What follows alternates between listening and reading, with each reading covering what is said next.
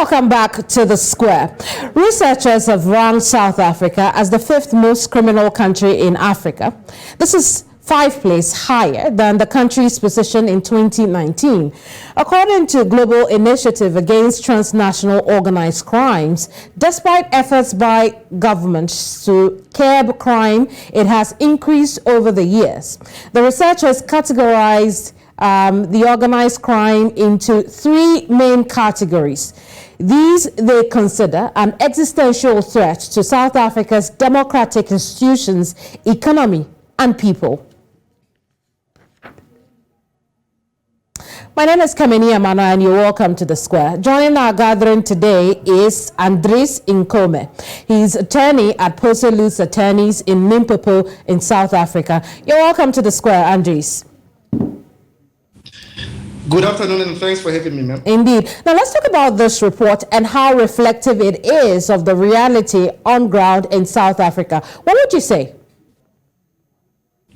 Look, I should say that as a result of very poor politicking, as a result of cadre deployment, as well as an inability to make sure that people are employed in the country, we have a spike in political killings. We've got a lot of people that are fighting for political offices, and that causes the spike in all of these killings. I see. And so you would say that the report is reflective of, criminal activities in South Africa? Indeed so, yes. You'd also realize the fact that unemployment is increasing. We'd also realize that there is now a spike in the collapse of people's businesses as a result of load shedding. So therefore, the report as has been made is indeed reflective of the situation in South Africa.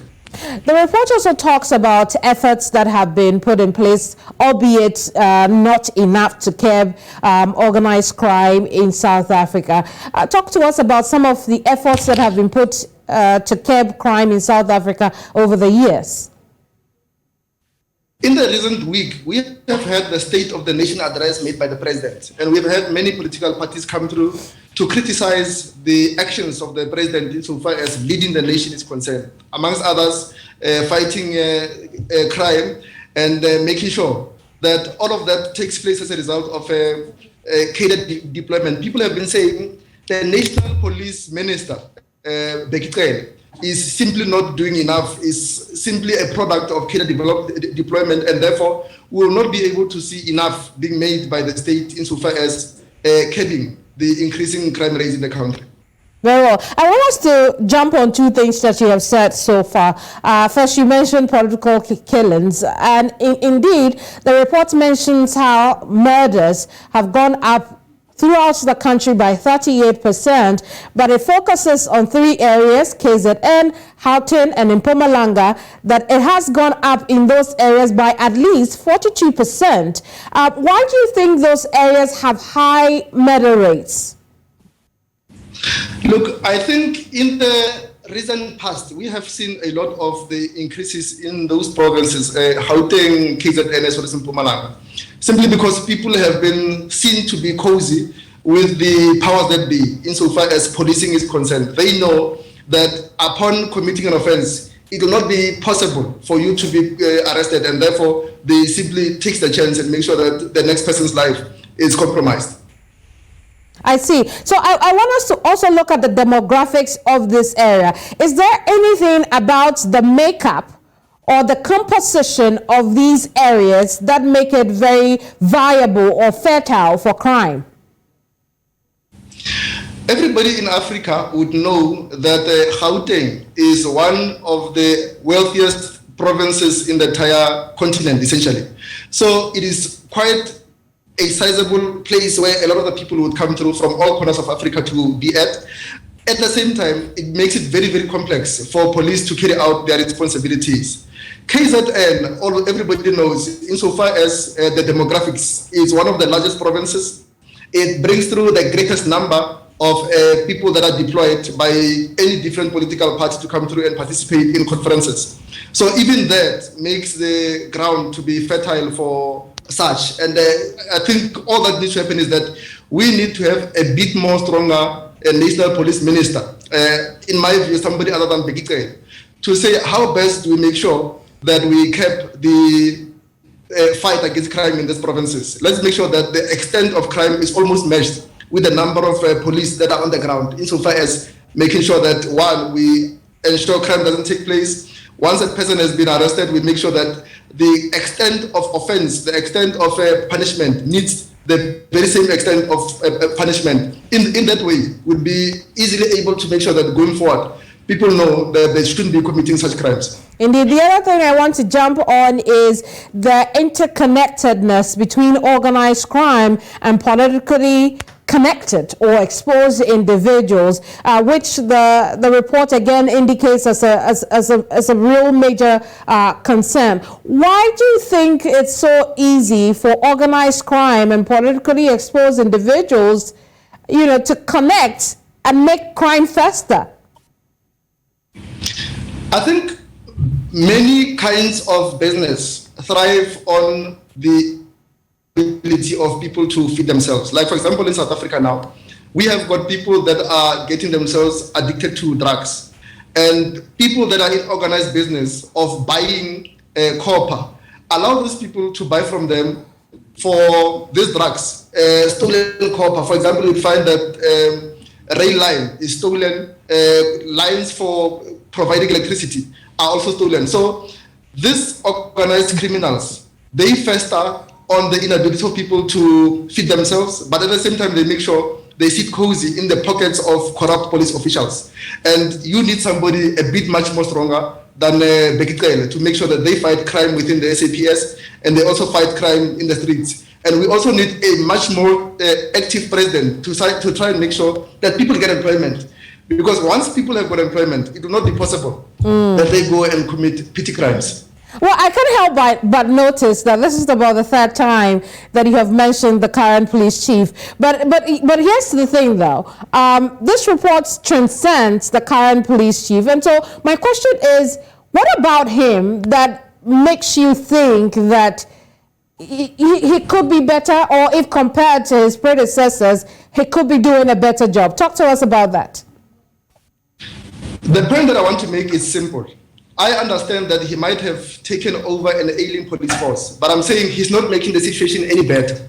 He's being put in that office, making the situation even worse. And I'm saying we need somebody that can reverse the situation. In the same way as I say, the current president could have been somebody else that says, I can fire people that are not active in their positions. The one person to fire will be Bekitele. And thereafter, all the other people that are supposed to make sure that people are employed and the living conditions in South Africa becomes better. So I want us to talk about that better. In what ways do you think that the president, the current government, the current police chief could ensure that crime is properly reduced? Let me say this. I think the first point would be that the country must try and make sure that people become employed. What we have been able to do is to find that structures of government do not even have a proper account of assets that they're supposed to manage.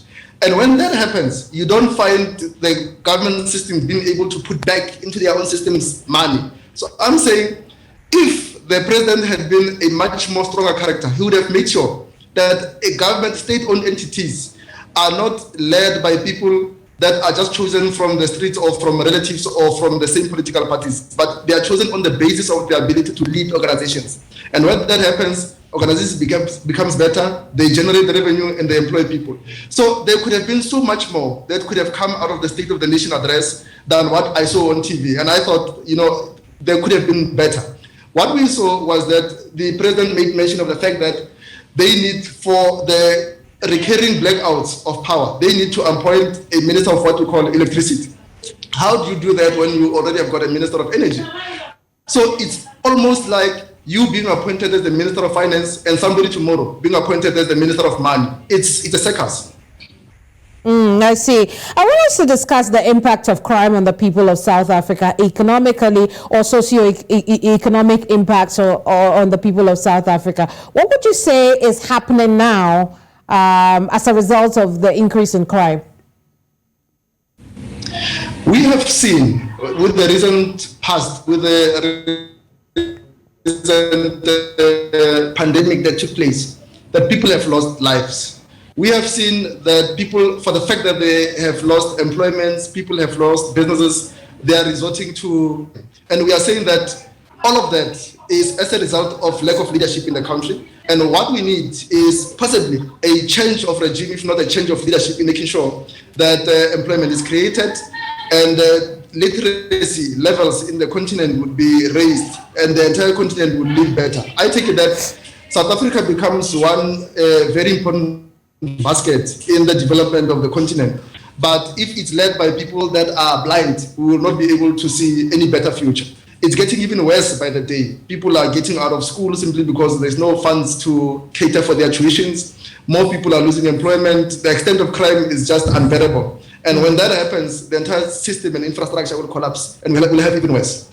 Finally, according to the report, South Africa has become a hub for transnational organized crime. It's becoming a haven for fugitives. What do you think the government of the day can do as accepted under international laws in order to make South Africa unattractive to crime networks that operate outside the country? I am happy with the fact that there is now an intra-African free trade agreement that has been entered into. And I take it that that agreement is supposed to let our leaders or presidents of countries that are in the African Union closer in making sure that each one of them is able to put onto the table dynamics of their country and make sure that he seeks to have protection from security forces from neighboring countries. And in that way, the entire Africa, in my view, will become a better continent.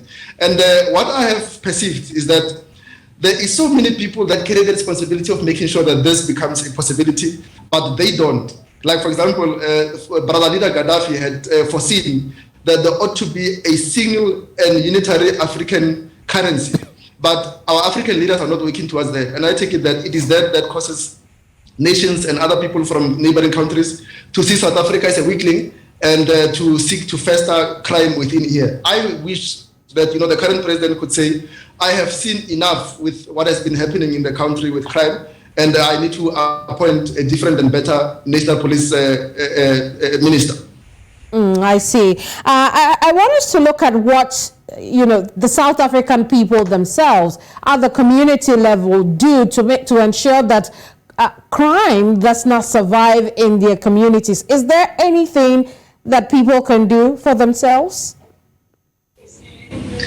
Our people have resorted to what we call community justice, which means that whenever they find somebody having committed an offense, they make sure that they effect an arrest and they punish that person on the spot, and the responsibility becomes that person to go and make sure that he reports to the police. So this community policing, in my view, in as much as it might be vicious, to an extent, it puts the shoe on the other foot, where a criminal becomes the one person to go and report the crime, rather than the community be the ones that go to the police station. But doesn't the punishment sound extrajudicial? If you're going to have community people take the law into their own hands, you arrested a robber maybe, and you're punishing the person by yourself, does that not fall foul in the eyes of the law? Indeed, yes. It's illegal for anyone to take the law into their own hands. But that takes place as a result of the inabilities and the complacency of police leaders to make sure that they curb the crime. If the police had been doing their job in making sure that they effect crimes whenever people have committed offenses, then people would not be resorting to this. In South Africa, the law of protest is allowed for as long as whilst performing the act, one does not commit any other offenses. But I say people have got no choice, and it's for the president to put his foot down and make sure that he elects properly qualified people that will be able to do the job and stop the crime. Indeed. Andries, we'll leave it here for now. Thank you so much for your time here on The Square. You're most welcome, and enjoy your day further. Indeed. Andries Nkoma is an attorney with Posa Lutz Attorneys in Limpopo, South Africa.